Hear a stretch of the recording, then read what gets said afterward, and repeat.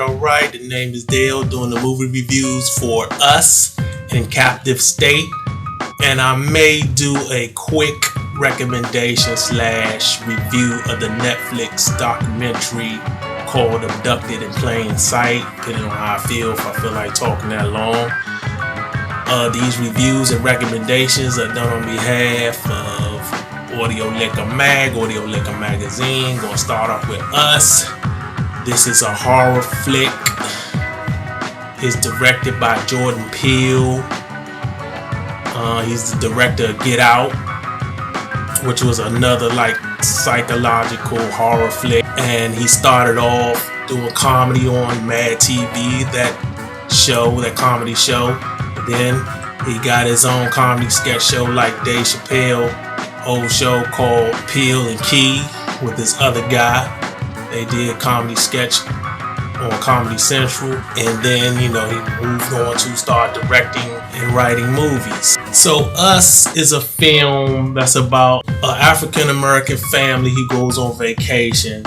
It turns into chaos when this group of doppelgangers are like clones or doubles, and they begin to terrorize this family. They call it the Tethers. I believe that's what they're called. And the cast consists of Lupita Nyong'o, Winston Duke, Elizabeth Moss.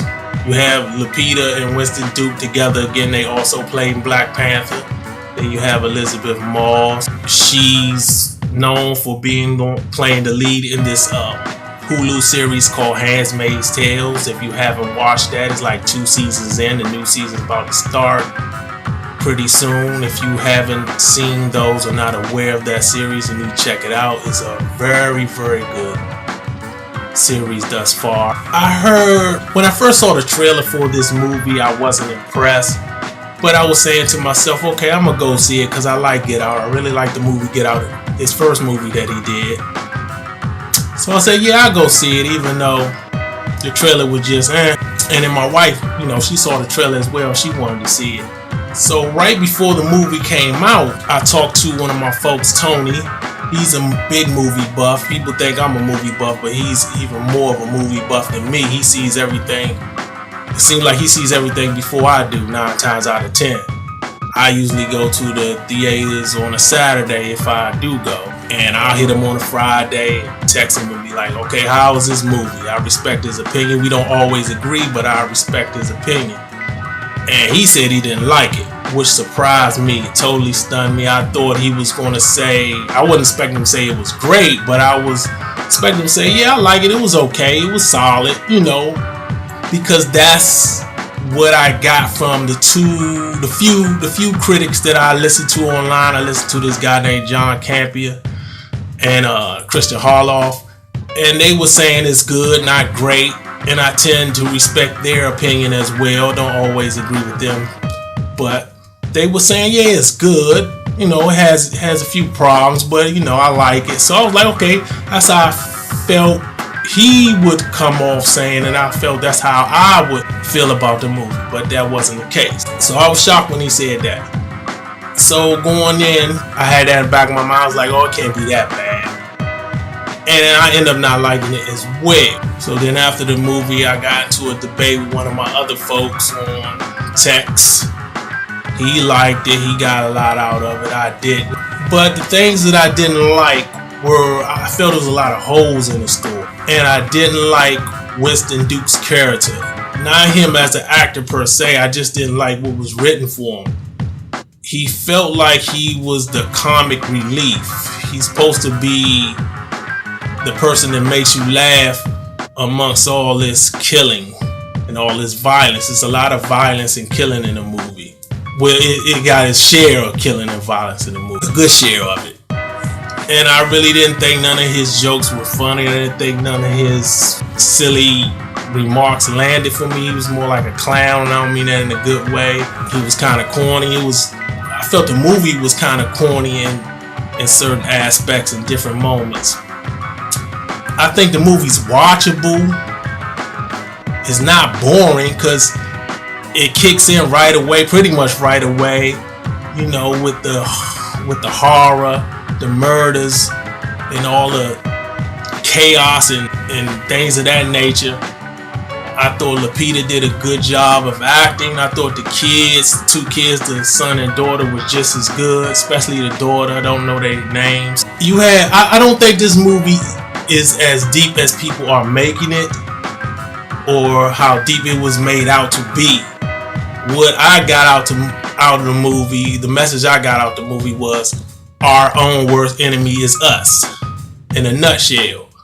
Other folks' theories is about classism. His first movie, Get Out, was about racism, so this is about classism. That's what some people are saying. My wife was saying she thinks it was about being a product of your environment.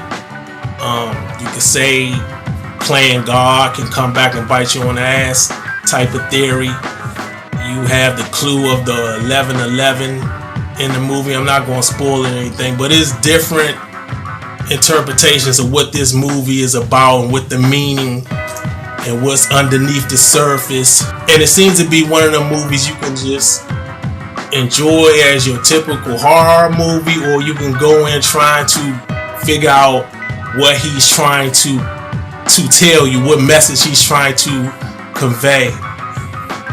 You know, you have some when I didn't like the movie, and one of my folks didn't like the movie, and my wife didn't like it as well, I thought we were in the minority. I thought the majority of the folks was going to love this movie, and it probably is the majority of the folks that like this movie, but I found it was a good deal of folks that didn't really feel the movie as well. So I was surprised by that.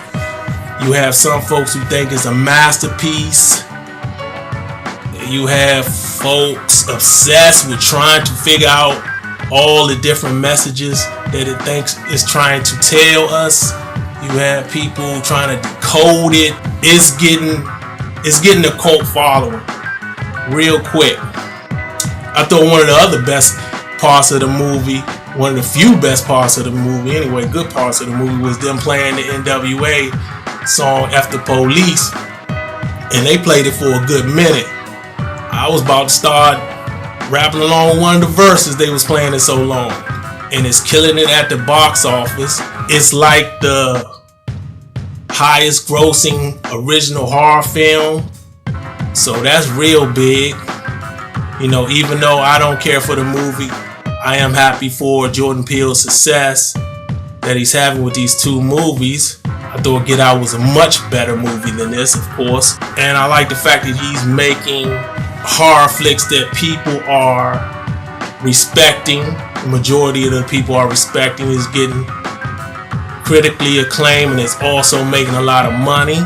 That's rare, because in the past you rarely had any black horror flicks that you could think of that were just bad or weren't like comedies, straight out comedies. I mean, the only one I can really think of is Candyman, which you had the main supernatural villain, the antagonist, being a black guy, but that wasn't written and directed by a black person. So unless you want to throw in Blackula from the 70s, the blaxploitation film, but so you don't really have black led, black directed, black written horror films that's getting and garnering this much attention. So I do respect that. Jordan Peele, he has rebooted the Twilight Zone series. That's coming to CBS Access pretty soon. And Us felt like a episode of the Twilight Zone. So I will give this movie, I was thinking a D+ initially when I got out the theater, but you know, that's why I don't really like to review anything right after I see something. I like to, you know, kind of process in my head what I just saw a few days. And being that I thought about it, heard other people's opinions on it, I bumped it up to a C-. I said, well, it does have some good acting in it, and it is watchable. So there you have it. Now I'm going to move on to Captive State. actually saw Captain State and Us on the same day. I saw Captain State first. This film is a sci-fi thriller set in Chicago. It's years after aliens invade and take over. So they have the government working for the aliens per se. And then you have a group of humans who come together to rebel against this control that the aliens have. And they form this resistance. The cast is John Goodman, you know, from the Roseanne Barr show. And he's been in plenty of movies, lots of movies. You have this guy named Ashton Sanders, I believe that's his name. I'm not good with names, so pardon me if I mispronounce any of these people's names. But he was in Moonlight, and he also was in Equalizer 2. He was kind of like the young teenager that Denzel was being a father figure to. And I think he's also in this new HBO movie called Native Son. I believe that's the title of the movie. You got Jonathan Majors, I believe that's his name. And also Machine Gun Kelly is in this movie as well, the rapper. This is more of a smart sci-fi flick, not a lot of action. It's more of a cat and mouse situation. It has its slow moments at times. It's more of them trying to figure out. You're seeing them formulate their plan and putting their plan in motion for the majority of the movie.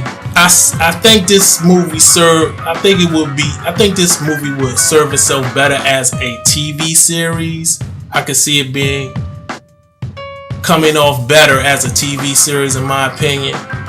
But I did appreciate it. I appreciate it even more after seeing Us, because I think it's better than Us. But it's not making no money in the box office.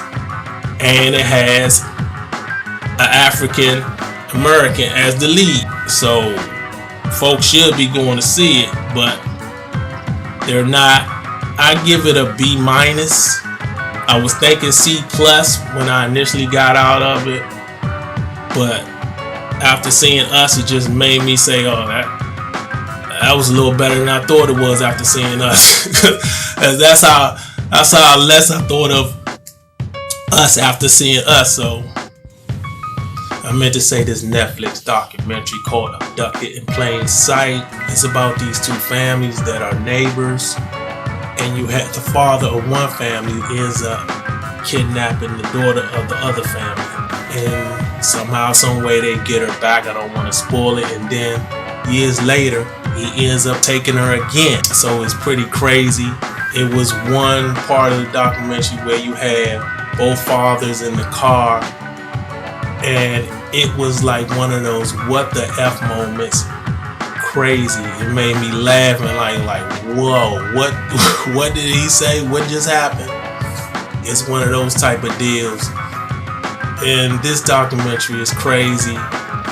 It almost feels like some R. Kelly-ish type thing where he takes the daughter and the daughter starts getting kind of programmed and starts going against her own family the second time around. It's crazy. It's one of those that real life is stranger than fiction moments type of documentary. So I highly recommend it. It's on Netflix. There you have it. I'm done. I'm finished.